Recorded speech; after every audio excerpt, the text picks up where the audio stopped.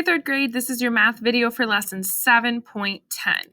So today we're going to be doing fractions comparisons. So we're going to be making and justifying fraction comparisons. So justifying just means how do we know our answer makes sense? How can we prove that our answer makes sense? So what you're going to need is you're going to need your workbook. So we are going to be doing a workbook page together. It is page 243. Before we do that page together, we're just going to talk about a fraction comparison problem, and then we are going to go into that workbook page, okay? So to start, I have a problem for you. It says, Lucas eats 5/6 of a round quesadilla. Mara eats 7/8 of a round quesadilla. That is the same size. Who has the larger leftover piece, okay? So with this one, it talks about how they're the same size quesadilla. Remember, that's really important because if you have a small pizza and your friend has a large pizza and you say you both have 1/4 left, your pieces are going to be different sizes. So just remember when you're doing a fractions problem, you have to be using the same measurement. So they're both the same size quesadilla. So what this one is trying to figure out is who has the larger leftover piece. So is that going to be the shaded in blue parts, or is that going to be this missing triangle? It's going to be this missing triangle, this missing piece here, because the shaded in part is how much they ate. So Lucas ate 5/6. So this is how many he ate. Mara ate 7/8. This is how much she ate. So you're trying to figure out whose leftover piece is going to be bigger. So I want you to think about that. Look at these two fraction circles and kind of keep it in the back of your head who you think has the bigger piece. Okay? So on this slide, we're breaking it down even more. So it says, what fractions are we comparing? So we have 5/6 and 7/8. Now, 5/6 and 7/8. Which fraction would be bigger? So forget about the missing piece for right now. Just look at the part that they ate. 5/6 or 7/8. Which one has more of the whole circle filled in? What do you think? So for this one, 7/8 would be greater than 5/6 because look here, 5/6 has less filled in than 7/8 does. Now remember, just because we're working with 6 pieces and 8 pieces doesn't mean anything. What it's trying to show you is how much of the circle is filled in. Just because the 6 pieces are larger than the 8 pieces, that doesn't make it bigger than 7/8. The problem is here is you're looking at how much is filled in. Then we're going to jump down to the opposite. This is going back to our original problem. Our original problem is saying which fraction has more left over. So which person has more quesadilla that they're taking home? Is it 5/6 or is it 7/8? So whenever you're talking about that, you have to think, well, wait, what fractions am I actually comparing? Instead of just thinking about it as the missing piece. In this case, we would be comparing 1/6 and 1/8. Because if 5/6 are filled in, we have 1/6 left. If 7/8 are filled in, we have 1/8 left. So this is what the pieces would look like if it was an actual quesadilla. So then it then asks, which fraction is larger? So which of these would be larger? Would 1/6 be the bigger piece or would 1/8 be the bigger piece? What do we think? It would be 1/6. If I'm eating and I'm hungry, I'm going to want this piece instead of this piece because 1/6 is bigger than 1/8. You may have even seen that up here when you were looking at these.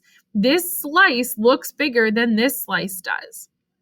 So it makes sense, though, if you go back and you think about it, if 7/8 was the larger fraction, that means more of the quesadilla was eaten than if 5/6 was, which would make this fraction comparison down here true, because this piece would be bigger than the 1/8 piece, because less was eaten on the 5/6 quesadilla than on the 7/8 quesadilla.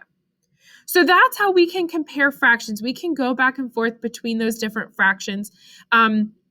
and see those missing pieces. So there's two types of comparisons it says. It says comparing covered areas, which is what we did up here, and then comparing missing areas, which is what we did down here. So covered areas versus missing areas, but they relate to each other. They can help each other. So the next part we're going to look at is your workbook page 243. So what this one is, it's modeling equivalent fractions. So part of comparing fractions is also looking at them when they're equivalent. So when you compare fractions, they could be greater than, less than, or equal to. What we just did here was the greater than, less than. Now we're going to look at equal to. So the first part of this is saying name a fraction that is equivalent to 2/3. You may use your fraction tools to help you. So I pulled up our fraction strips. So we could look at 2/3, okay? 2/3. So that would be 2 of these orange pieces filled in. So then what it wants you to do is find an equivalent fraction. So you would take a line, and if I have here and I draw my line straight down, oh, it's not going to let me. Oh my, come on, there we go. There we go. If I draw my line straight down, what is my next equivalent fraction? So I jump down to 1/4. Nope, that's in the middle of the block. That doesn't work. Jump down to where the 1/5 is. That's in the middle of the block. But then I get down to my 1/6. Look here. It's on the line. So let's see how many 6 that is. 1, 2, 3, 4. So what would our new number sentence be? 2/3 is equal to 1, 2, 3, 4, 4/6.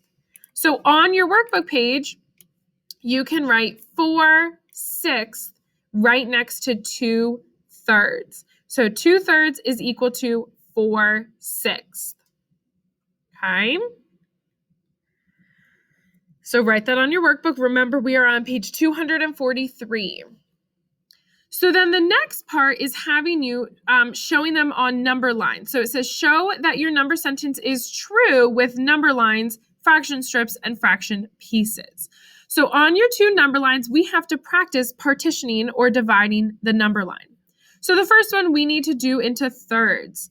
So it would be about this. Again, it doesn't have to be perfect, but this is what about thirds would look like. And then where would 2/3 go? Well, here's 1 space and 2 spaces. So here's where 2/3 would be. I'm actually going to move this back over and type in 4/6 there. Okay. Then the next one is dividing it up into 6s. So we have 1, 2, 3, 4, 5, and then that last piece would be 6. Again, they're not perfect, but the key is that the 2/3 and the 4/6 line up because that shows us on the fraction number line that they are equivalent. They are equal. Okay, so this is what it should look like on your workbook. 2/3 and 4/6 should match up, just like it did over here, just like it did with our fraction strips. Okay, so you can pause the video while you partition your number lines. Then the last part of the video, or of the workbook page and our video, is doing fraction strips and fraction circle pieces. So just like we partitioned the fraction number lines, we're going to do it for fraction strips as well. So this first strip, we need to put into thirds. So there we go, that's about right. And then you would need to color in those first 2. So I'm gonna try and use my scribble tool. It's obviously easier for you guys on your workbooks. You can color it in. So there's 1 strip, and then here's 2 strips. These are all just ways that you can model using your fractions. So again, not perfect. Oh, I don't know where it went. Hold on, let me try and get it back. Okay, that's okay. But just know that we would scribble here, and then we would scribble in this next one. There, now it worked. Okay, but you want to fill those in so you can clearly see what the fractions look like. So there's 2/3. It looks goofy on my screen. And then the next part would be partitioning for the 6s. So we would, again, kind of cut this one in half. This one would line up, cut this one in half. And then remember, that one has to line up because those are our equivalent fractions. So it would line up right about there. Hope I have an extra one. And then you would scribble in for 4 6s. So 1, 2, let's see if I can copy and paste, 3, 4. So again, mine don't look perfect, but you're getting the idea that look here.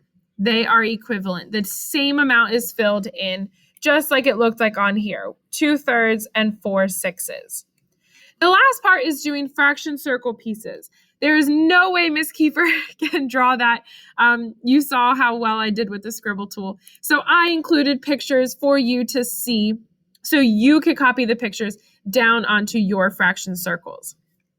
So again, you would divide the first circle into 3, and then you would fill in 2 of those. And then you would divide the second circle into 6s, and then you would fill in 4 of those. And you can clearly see here that the same amount is filled in. So this is modeling equivalent fractions. They matched up on the number lines, they match up on the number strips, and then they match up as the fraction circle pieces. So pause this video so you can copy down the fraction strips and the fraction circle pieces. So as we're moving forward with fractions, we are going to learn a trick for comparing fractions called cross multiplication. You may have already heard about it from your teacher, but we are going to practice doing cross multiplication. That is just a quicker way to compare fractions without having to use all of these tools. These tools are great, but they do take time. So we're trying to become a little bit more efficient with how we're doing comparing fractions. So that will be the second part to this lesson. So great job, guys. Again, make sure you have this copied down on page 243.